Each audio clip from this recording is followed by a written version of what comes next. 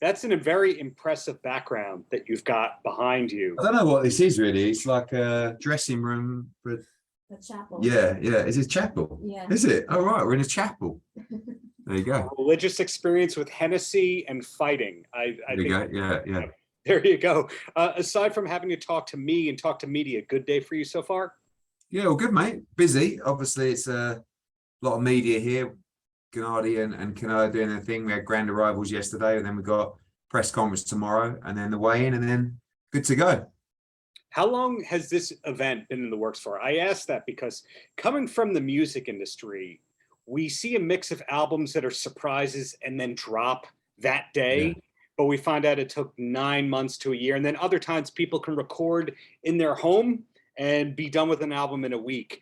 Promoting a fight means securing a building, negotiating all the contracts, getting all the permits and all that. So now that is why I ask, how long did this take to happen? Yeah, I mean, well, obviously it's a trilogy. So you've had 2 incredible fights between these 2. And the problem is once you've had 2 incredible fights and 2 controversial fights, although they're very close fights, it's like it becomes harder to make the next one because he no longer likes that person and all the teams don't like each other. And it's very easy for someone to go, oh, do you know what? I'm not right. No, I'll fight someone else. And then before you know it, it's 6 months, it's a year. And this is, and then really coming through the pandemic as well, so really this has taken 4 years to come together, this 3rd fight. But we're here, and I think fight fans are very pleased we are. But did you know outright, hey, Vegas T-Mobile Arena? Yeah, I mean, Vegas is like the place where you can generate the most money, really, from a US perspective. Every fighter wants to be part of the big Vegas experience. Obviously, it's Mexican Independence Weekend as well this weekend. So for Canelo Alvarez and his fan base, that's huge. So yeah, still really the mecca of boxing over here, the pinnacle of boxing. And really pleased to be here and excited. When did you come to Vegas for the first time? Oh, I reckon I came to Vegas probably like 13, 14, but my dad is a Hall of Fame boxing promoter. So I was here probably at the age of about 18 to watch Nazim Hamed, who was my dad's fighter, against Marco Antonio Barrera, who's another Mexican great. And it was a wild experience, 18 in Las Vegas with your dad promoting a fight, sort of just running around, just seeing things that I couldn't believe. And, over the years, I've also been involved in a lot of poker. I used to produce a lot of televised poker programming. So I knew all those players, all the big name players that are just incredible characters and personalities. So I reckon I've been to Vegas 40 times, in my life, probably that many. And it's changed a lot over the years, but we still love it. The interview that I wrapped 5 minutes before this was with the almighty Phil, Mr. Right. the bad boy of poker on that end. Phil Hellmuth, I know him very well, the poker brat. I know him very, very well. Yeah. Yeah. So kudos to you in being able to long-term find success as a second generation promoter. A lot of people just don't want to do what their parents did for a living. My parents are teachers, and I said, I don't want to do that. In your case, when did you know that promotions and producing was for you? I think, being part of a family, particularly obviously my father used to work away a lot. And whenever he would be home, I would just hang around him whenever I could. So he would always give me a lot of time when he came home, but he would also, from 5 till 7, he might play with me in the garden. And then, after that, he's in the study all night working. And I would just sit in the study, and I would be experiencing him having arguments with Don King and Bob Arum and, all those guys who now I'm also working with, ironically. And I think, you're always proud of your dad. He's always your hero, isn't he, really? So I think I never really thought, I want to go into promotional world, but it's a family business and it's everything to us, the business.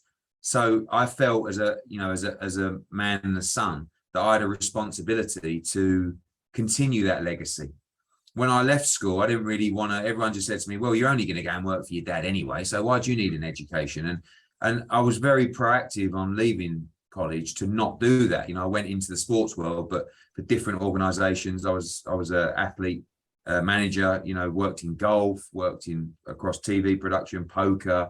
Yeah. But I just, after, you know, a decade or so, I just found myself back really wanting to, I didn't want to work for anyone else other than the family business, because, you know, I was thinking to myself, I'm kind of working in this world, but I'm not working for Matchroom, or I'm not working for the family business. It almost feels a little bit weird now. And, you know, it was when I decided to return the business into boxing that I felt that it was my chance to almost stand alone and create my own legacy above and beyond what he did. You know, he never went and did a big broadcast deal in America, never promoted many major shows in America or internationally. And we've done that, and we're taking the business to new heights. And we're close friends. We're very competitive as well. And we remind each other of that very often. You know, he will call me Silver Spoon Kid, and I will tell him that I'm taking the business to levels he could never have dreamed of. So we have good back and forwards, me and my dad. Well, you have a profession that everybody knows what a promoter is, but doesn't know what a promoter does. And by that, I mean, most people don't connect the dots and go, so that person has to align the actual live event, the broadcast rights, the advertising, and the promotion of the whole thing. There's so many arms and legs to this whole thing. One thing that I have no idea with in your world is how far ahead you're looking. In other words, is it one event at a time, or do you know what events might be happening in 6 to 9 months if this person wins or loses? Yeah, I mean, I think we have over 100 fighters, and you need to have a plan for each individual fighter. In terms of the shows, we're doing about 40 shows a year. And all over the world. So this weekend we're in Las Vegas, next weekend we're in Nottingham in England. Then we are at the O2 in London. Then we're in Brisbane, Australia for our first Australian event. Then we're in Mexico. Then we're back in London. Then we're in Abu Dhabi. Then we're in Cleveland. Then so like, you know, really you're planning an event. You look to announce an event 8 to 10 weeks out. But a lot of the planning, you know, right now, we pretty much know our schedule till the end of the year, and then very soon, once we get into October, we'll start planning for January, February, and beyond. So we're really working off a 3 or 4 month lead time. But for each individual fighter, you have your plan for them and how their career should shape out. Is there any downtime for you ever, or is it like your father? Yeah, not really. I think because I love what I do, you know, I think it's like anything. You know, you can look for downtime, but I probably find peace in what I do rather than chilling out, or because I'm just thinking about, if I'm resting and I'm doing that, what are the others doing? What's the competition doing? You know, and that's fine. I don't really worry about burnout and stuff like that, because I enjoy it. And I think if you're happy in what you're doing, it sort of de-stresses you. Don't get me wrong, it's the worst business in the world. You know, you wake up every morning and you've got a dozen problems. Something's gone wrong. The fighter's pulled out. He's got injured. He's failed a drugs test. He's, you know, decided he wants to leave you. It's like a drama unfolding before your eyes. But if you can just stay calm and just soak it all up and take each problem as it comes, it can be quite cleansing as well at the same time. Have you ever produced concerts? No, but it's actually something that we've looked at. And I mean, ultimately, we work across about 10 different sports, right? Events are events, right? Yeah. Customers are different, but you know, and produce a wedding. There's not much difference between exactly. But I've looked at music and often thought to myself, why not? Like, we know how to promote an event, we know how to create narrative, we know how to create an in-event experience and make people leave with a smile on their face. So why shouldn't we be able to do that in music?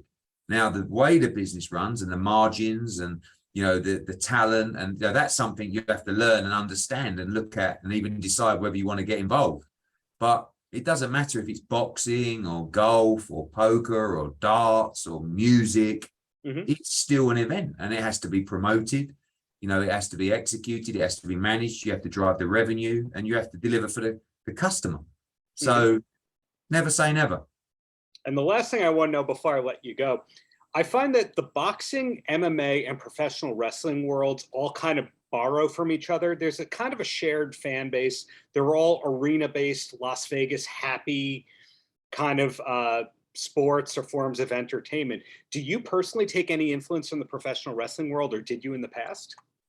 I think wrestling is one of the most incredible businesses. I mean, I looked at UFC and WWE and realized very quickly that there was a powerful figurehead sitting at the top of that sport. And I, purposely built my brand to a point where I want to be the Dana White or the Vince McMahon or, those kind of guys. I look at, those sports, UFC and WWE are big inspirations for me as a business because the way they execute their production values, their social media activity, the management of the business, they're outstanding companies. But I look at the WWE and I just think, how on earth, you guys are geniuses.